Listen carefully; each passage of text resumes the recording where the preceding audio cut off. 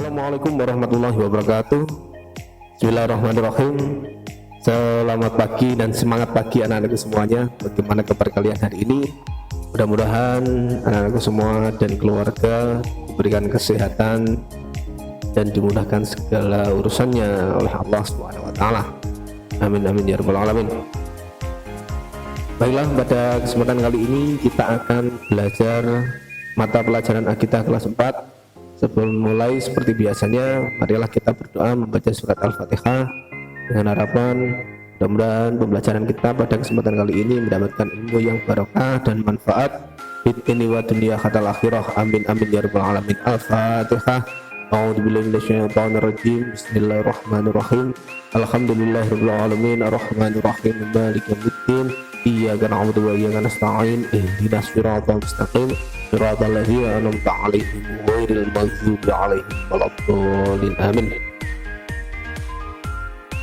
Baiklah, yang akan kita bahas pada kesempatan kali ini anak-anak semua yaitu tentang kalimat thayyibah.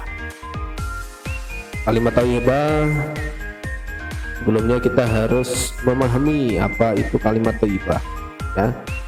Tahukah kalian apa itu kalimat thayyibah? Kalimat thayyibah adalah kalimat-kalimat Allah yang baik diucapkan dan mendatangkan pahala serta keridhaan Allah Subhanahu wa taala. Kalimat thayyibah itu banyak sekali macamnya. Contohnya seperti subhanallah, masyaallah, Allahu akbar, alhamdulillah, astagfirullahaladzim dan lain sebagainya. Kalimat thayyibah itu sangat ringan diucapkan dan nanti apabila sudah terbiasa itu akan menjadi sesuatu yang luar biasa semuanya dan banyak manfaatnya. Daripada kita membiasakan mengucapkan kalimat yang tidak baik, mending kita mengucapkan kalimat thayyibah. Banyak sekali manfaatnya.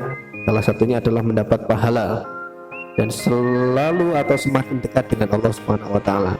Baiklah, untuk kesempatan kali ini kita akan belajar tentang kalimat thayyibah. Yang akan kita bahas adalah kalimat thayyibah subhanallah, masya Allah, yang ketiga Allahu akbar.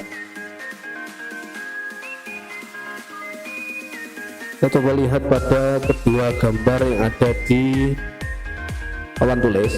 Nah, perhatikan, ada dua gambar. Gambar tersebut adalah gambar apa anak-anak? Ya, gambar tersebut adalah gambar pantai. Nah, apa yang kita lihat di pantai tersebut? Tentunya adalah apa? Nah, tentunya adalah keadaan pantai yang sangat indah, sangat menakjubkan. Maka dari itu, ketika melihat sesuatu yang sangat indah atau sesuatu yang sangat menakjubkan, kita hendaknya mengucapkan kalimat thayyibah. Kalimat thayyibah apa Pak? Yang pas ketika kita ucapkan melihat sesuatu yang menakjubkan tersebut, Pak. Nah, kalimat yang pas yang kita ucapkan untuk melihat hal tersebut adalah kalimat thayyibah subhanallah. Baiklah, kita bahas yang pertama tentang kalimat thayyibah subhanallah. Pengertian kalimat subhanallah. Kalimat subhanallah disebut juga kalimat tasbih, yang berisi tentang kalimat pujian kepada Allah. Subhanallah artinya maha suci Allah. Kemudian diucapkan ketika melihat sesuatu yang menakjubkan atau keindahan. Ketakjuban atau keindahan tersebut murni terjadi atas kekuasaan Allah tanpa campur tangan manusia. Kemudian waktu pengucapan kalimat subhanallah yang pertama adalah melihat keindahan dan kekayaan alam ciptaan Allah Subhanahu wa taala. Misalnya gunung, lautan, langit dan lain sebagainya. Kemudian yang kedua, merasakan kebesaran atas kekuasaan Allah, melihat semua yang ada di sekeliling kita, semua yang ada di dunia ini adalah milik Allah. Nah, baru kita mengucapkan kalimat subhanallah. Yang ketiga atau C, merasa heran terhadap sikap seseorang, sikap seseorang yang baik ataupun yang kurang baik.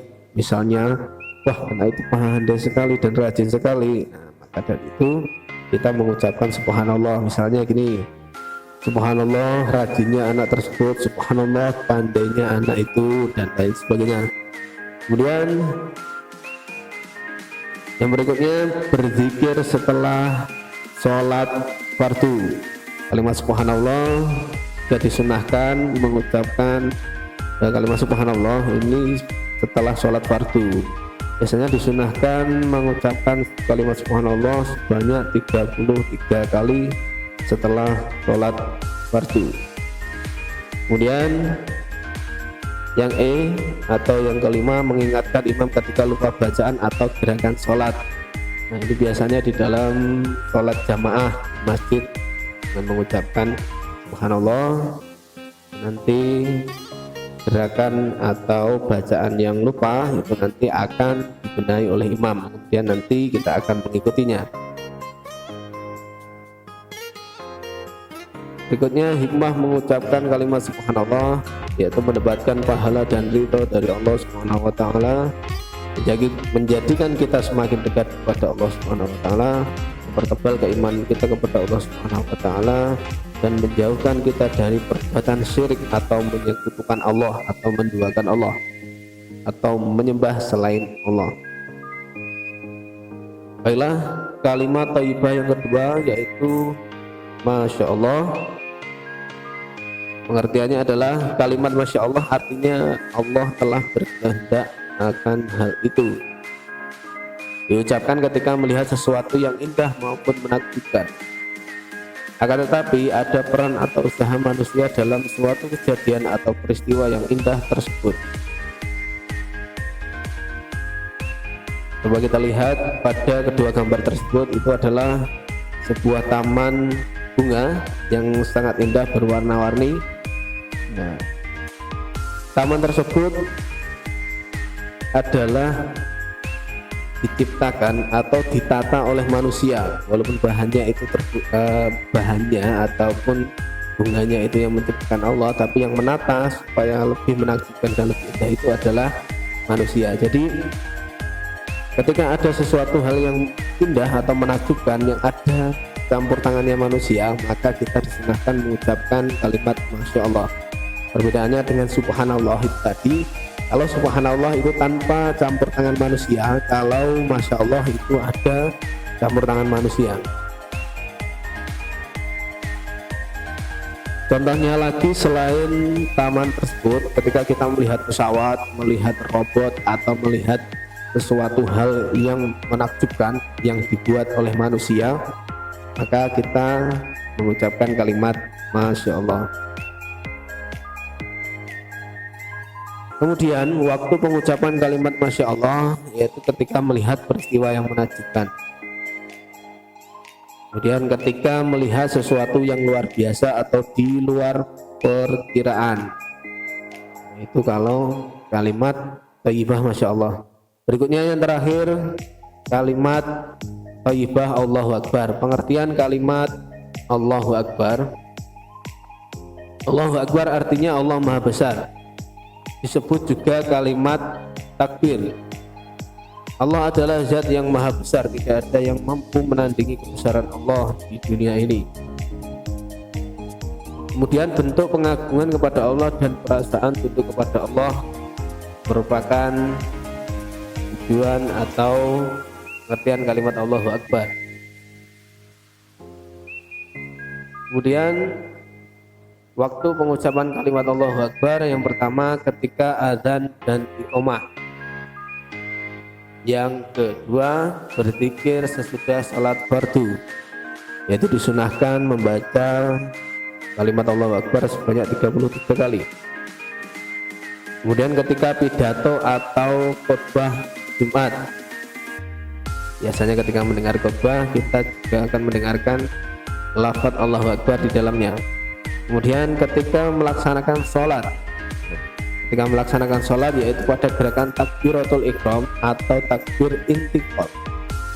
Takbir intiqal itu adalah takbir ketika pergantian